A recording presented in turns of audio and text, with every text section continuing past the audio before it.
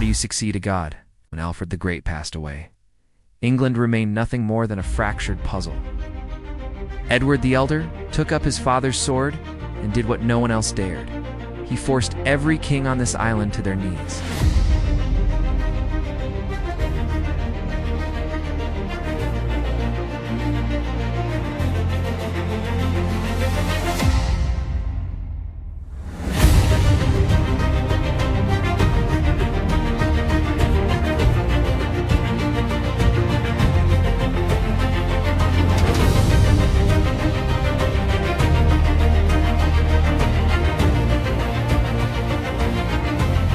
The monumental challenge of succeeding a figure like Alfred the Great placed an almost unbearable weight upon Edward.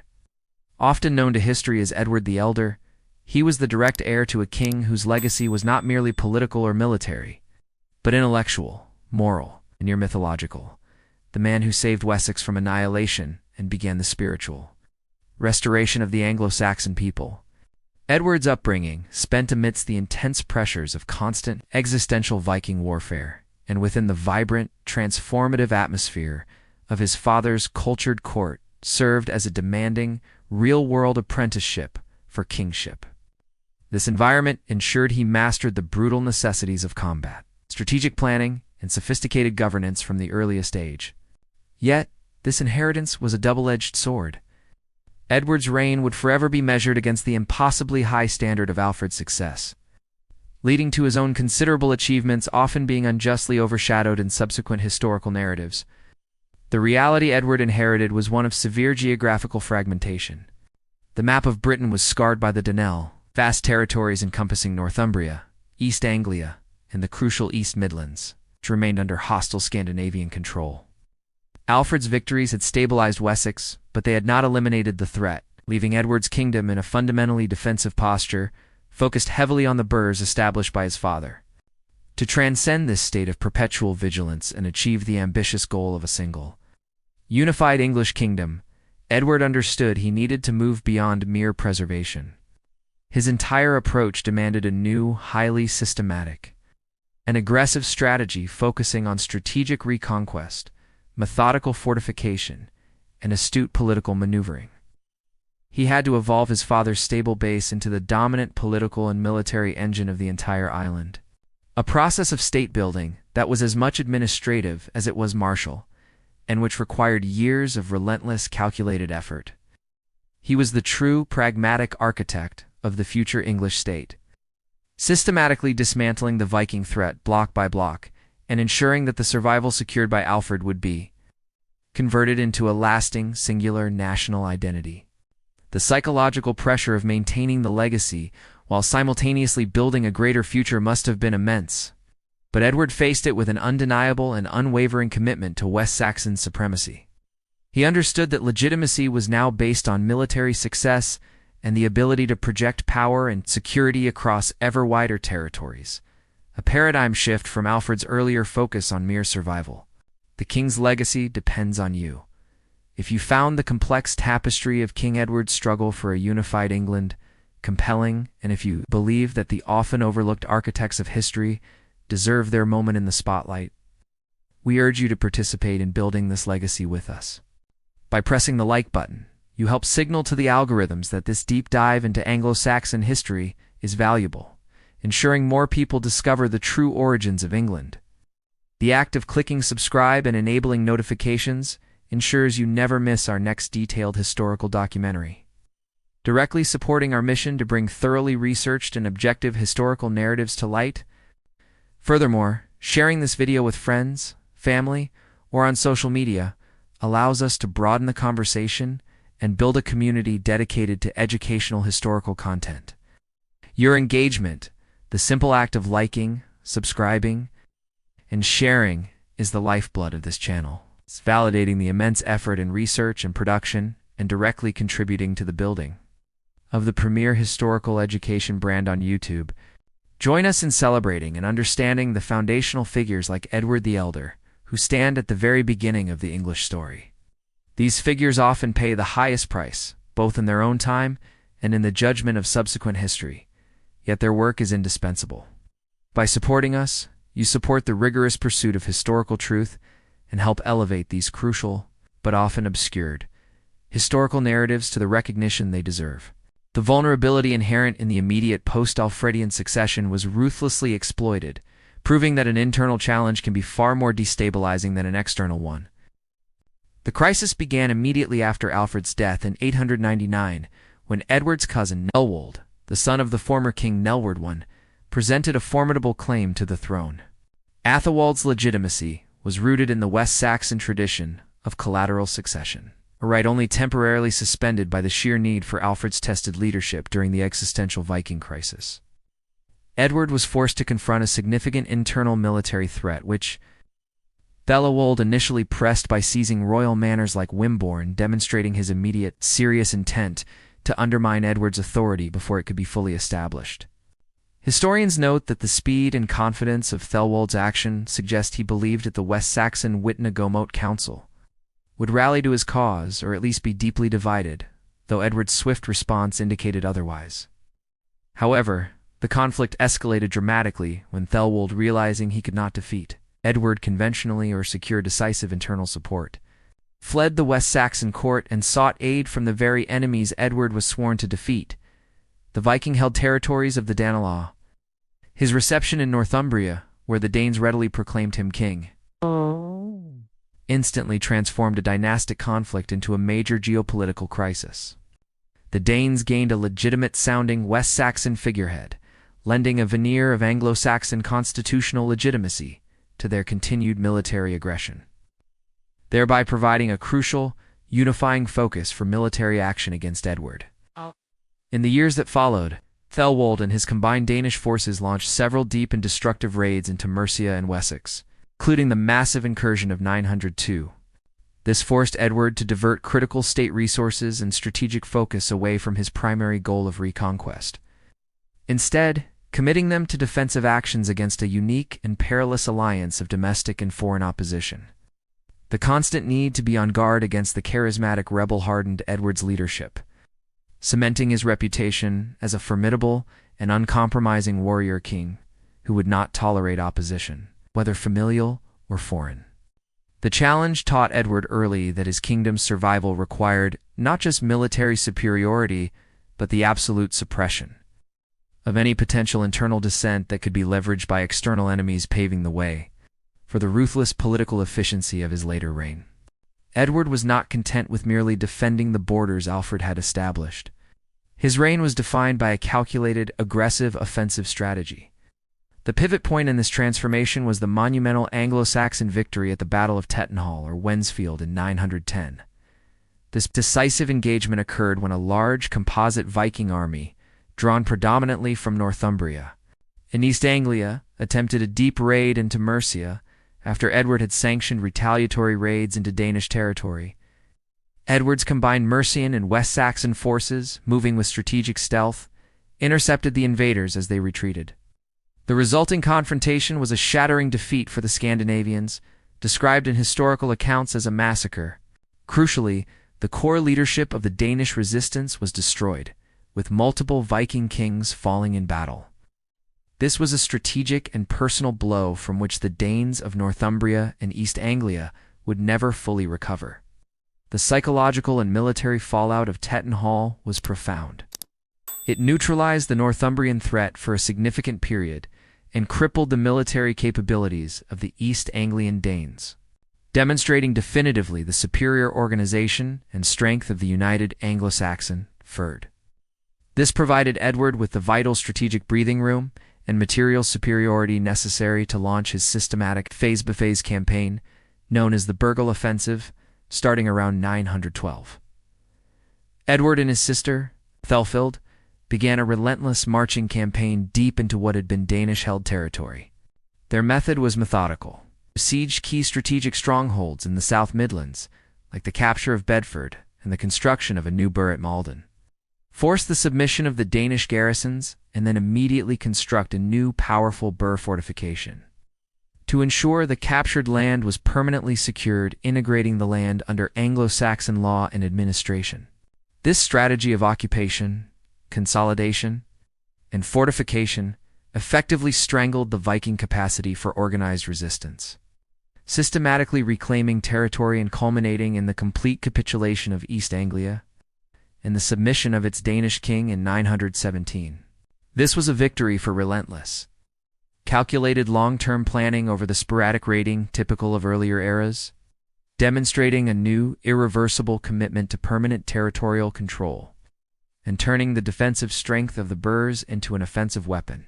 The sheer scale of the reconquest, especially the rapid advance across the strategically vital Midlands, depended entirely upon the unprecedented and trusted partnership between Edward and his exceptionally formidable older sister, Thelfold, the Lady of the Mercians.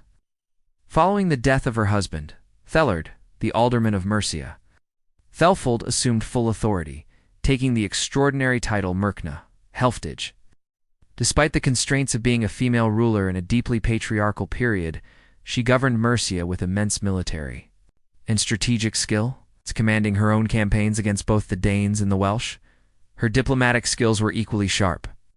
She cultivated alliances with local magnates and potentially mediated between English and Scandinavian populations, acting as a crucial regional authority. The alliance with Edward was defined by mutual respect and flawless military coordination, enabling a devastating pincer movement against the Danish strongholds. While Edward concentrated on reconquering East Anglia and the East Midlands, Thelfold focused on the West Midlands and the crucial 5 boroughs Derby, Leicester, Nottingham, Stamford, and Lincoln. The historical records show their systematic, synchronized efforts in building burhs and launching targeted attacks, notably in the crucial year 917. While Edward finalized the conquest of East Anglia, Thelfold achieved the spectacular capture of the key Danish center, Derby, followed by Leicester in 918. Her campaigns not only secured Mercia's borders, but actively pushed the frontier deep into Danish territory, often receiving the submission of Danish jarls directly. This collaboration was a political masterstroke, lending the campaign the essential appearance of a truly unified Anglo-Saxon national effort rather than a mere West Saxon expansionist project. Edward's pragmatism in relying on his sister's authority to integrate the non-West Saxon Mercian population into the overall war effort was fundamental to the successful completion of the Midlands campaign, demonstrating a willingness to share power in pursuit of the greater goal of unification, a trait rare among 10th-century monarchs. Their strategic relationship remains a powerful example of effective co-governance in early medieval history. The physical foundation of the unified kingdom was the systematically expanded network of fortified towns or burhs. Edward did not invent the burh. His father, Alfred the Great, had established the crucial foundational defense system documented in the Burgle Heidage. This early system was designed primarily for defense, ensuring that all parts of Wessex were within a day's ride of safety from Viking raids and providing a means to organize the military and civilian population. Edward and Thelfold, however, fundamentally transformed this system. They weaponized the burh, turning it from a mere defensive shelter into the primary tool of offensive state-building and territorial consolidation. The strategy was simple, but devastatingly effective, as they conquered territory.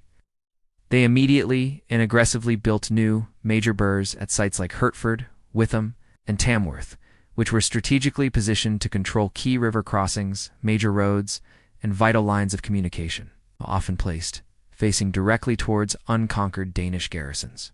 Each new fortification served multiple indispensable purposes.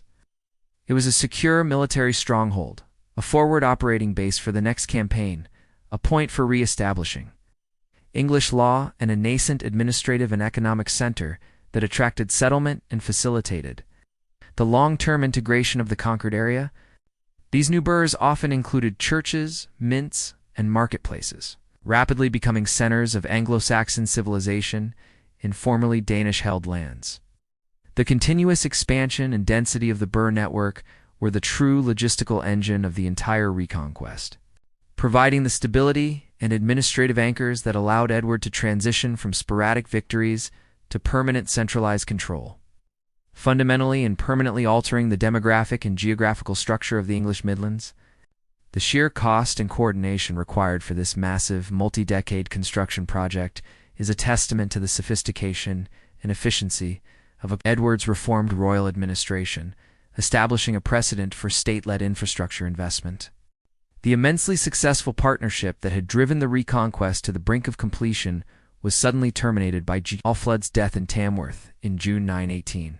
This event, while a profound military and diplomatic loss, simultaneously presented Edward with a critical political opportunity to unify the realms.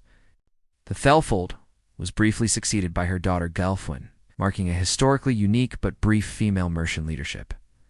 However, Edward quickly acted to complete the unification.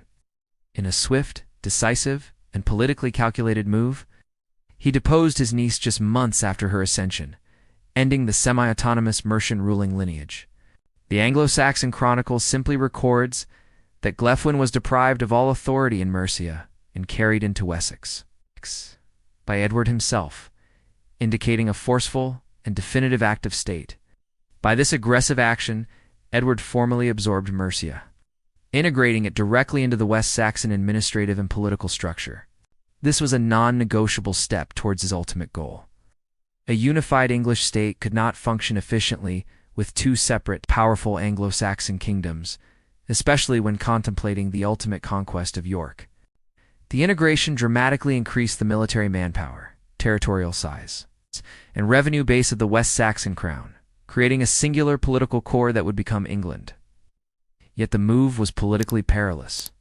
Mercia possessed a fierce, independent historical identity, and the forcible removal of a native ruler, even one who had only just succeeded, caused significant, lingering resentment among the Mercian nobility and populace.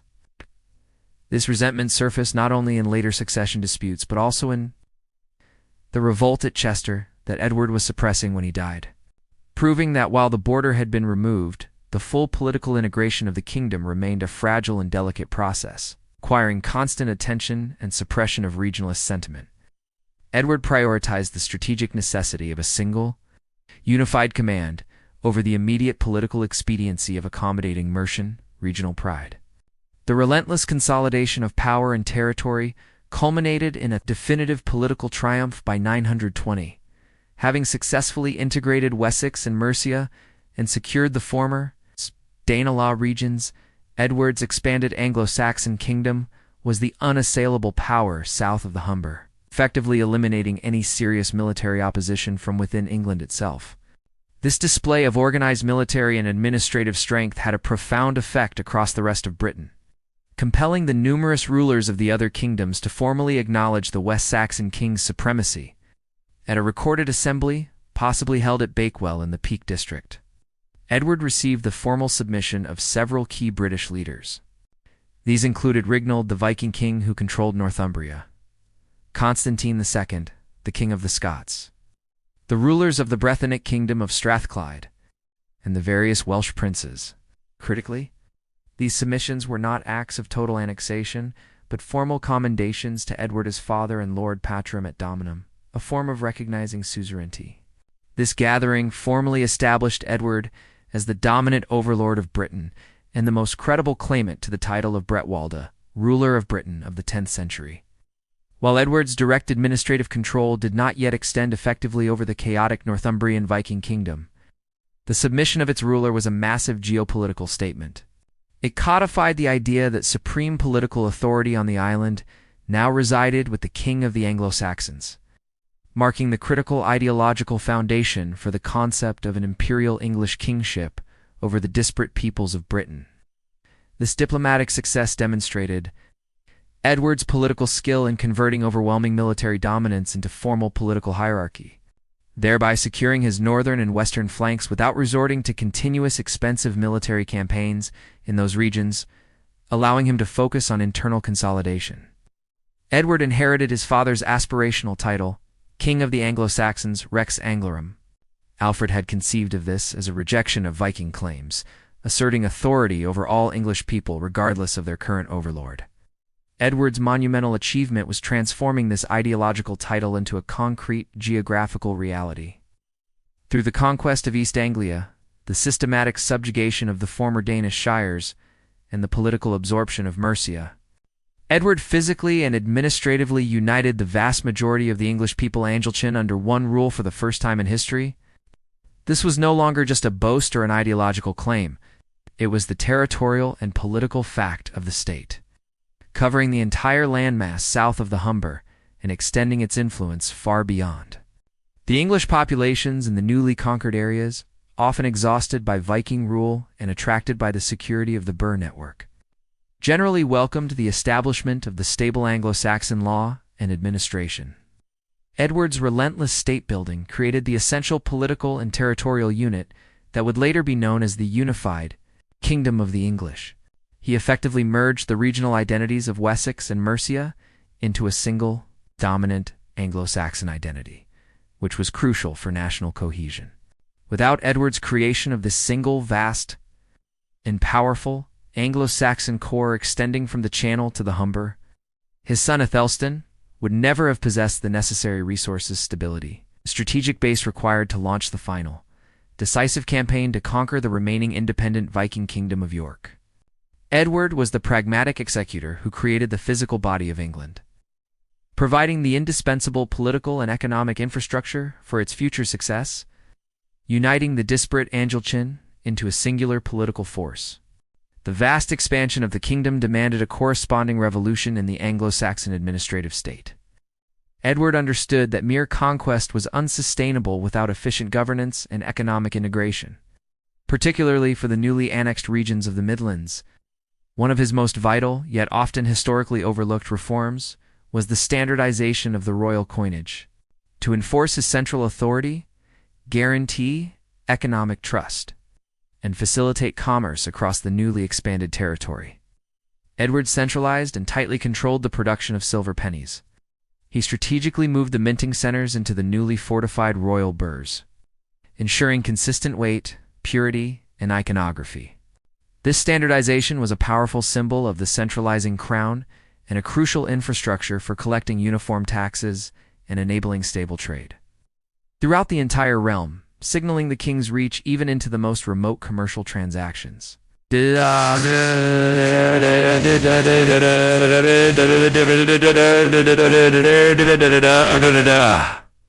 The complexity of governing the newly acquired territory, especially Mercia, necessitated a structural overhaul.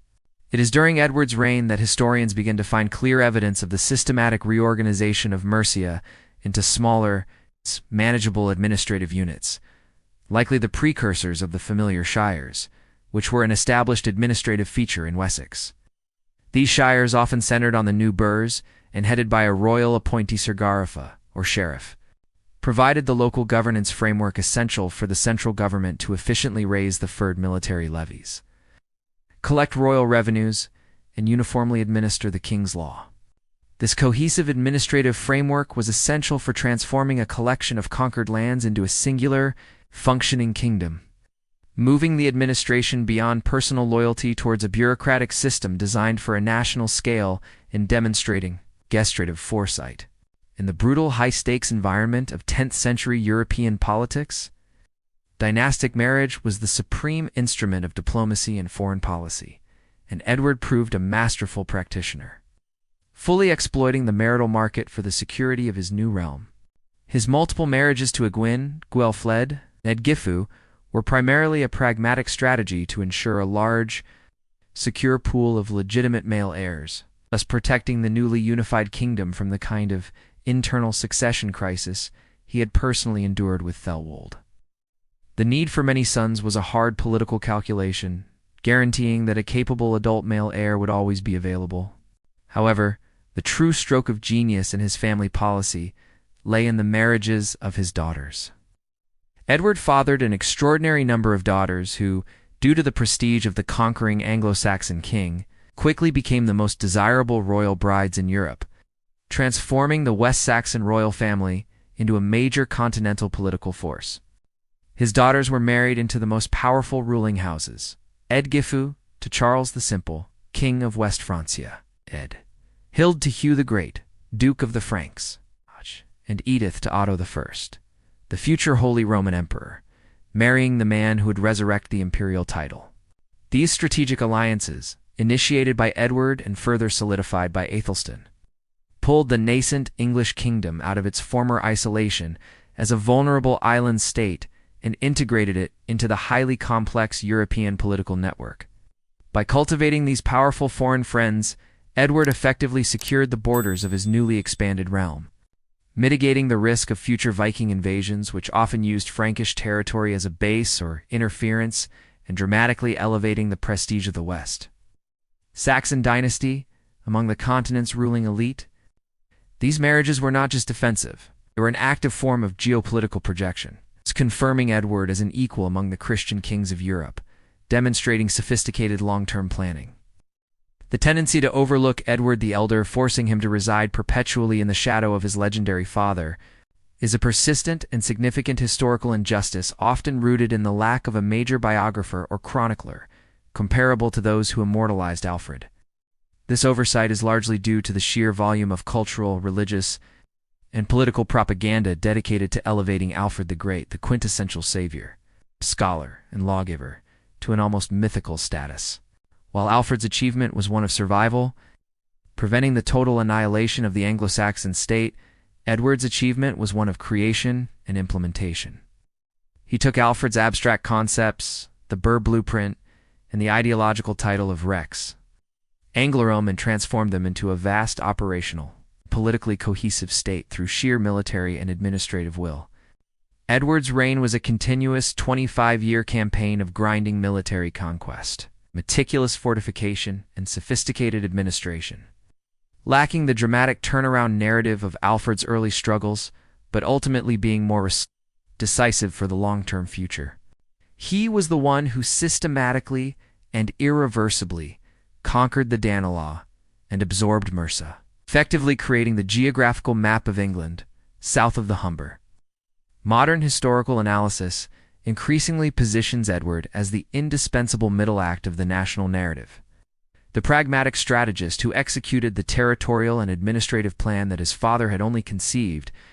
Without his relentless campaigns, the full integration of the Midlands, and the diplomatic groundwork laid by his daughters, his son, Aethelstan, would have lacked the critical political and military foundation necessary to complete the unification and claim the ultimate title of King of the English. Edward was the pragmatic, hands-on, and often brutal military engine that guaranteed the new nation's viability, prioritizing strategic necessity over personal glory. The nature of any newly forged empire, especially one consolidated through 2 decades of military expansion, necessitates constant vigilance. And Edward's final years were consumed by the relentless struggle to enforce and maintain the delicate fealty of his submitted rulers. The submission of the northern leaders in 920 was a powerful diplomatic act, but it was not a guarantee of permanent peace. The Viking kingdom of York remained a chronic source of instability, forcing Edward into continuous military action to reinforce his northernmost burghs and project his authority over the various rebellious Welsh princes and opportunistic Scandinavian jarls who would constantly test the boundaries of his overlordship. His unwavering focus on maintaining border security and ensuring the internal coherence of his newly expanded realm is strikingly demonstrated by the records of his final acts. The Anglo-Saxon Chronicle records that Edward was at Chester shortly before his death, actively engaged in suppressing what appears to have been a highly dangerous combined Mercian and Welsh revolt. This late-stage intervention underscores the fundamental instability and the precarious nature of the unity he had built. Even after years of success, regionalism and external pressures combined to challenge the king's authority. Edward was a king who never retreated from the field. He remained a military monarch, dedicated to the constant on-the-ground work of securing and consolidating the vast territories he had so painstakingly brought under the Anglo-Saxon crown. His death in the field, likely due to exhaustion or illness, exacerbated by constant campaigning, is the ultimate testament to his relentless commitment to his duty and the sheer difficulty of maintaining control over a newly unified, diverse, and expansionist realm against persistent threats.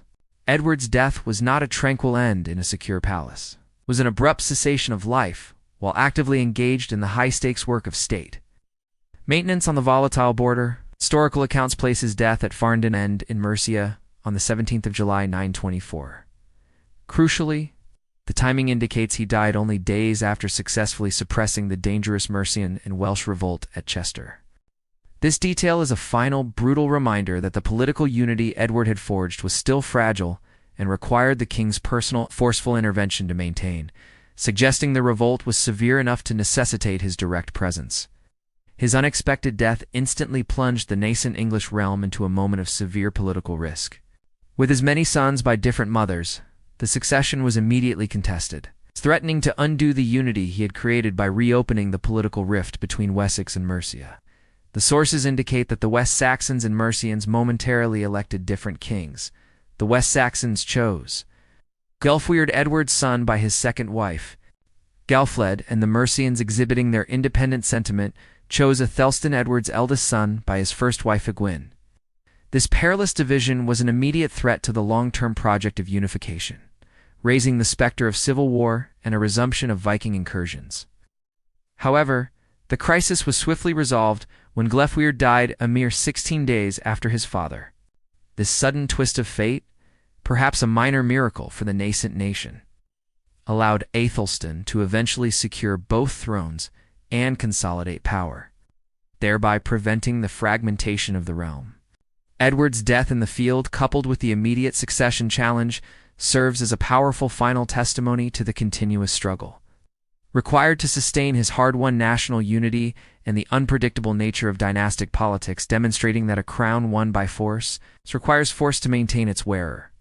The crowning of Athelstan in 927 as the first king of the English, and later the Rex Totius Britannia, king of all Britain, after his final conquest of the Viking kingdom of York, is rightly hailed as the moment England achieved formal statehood.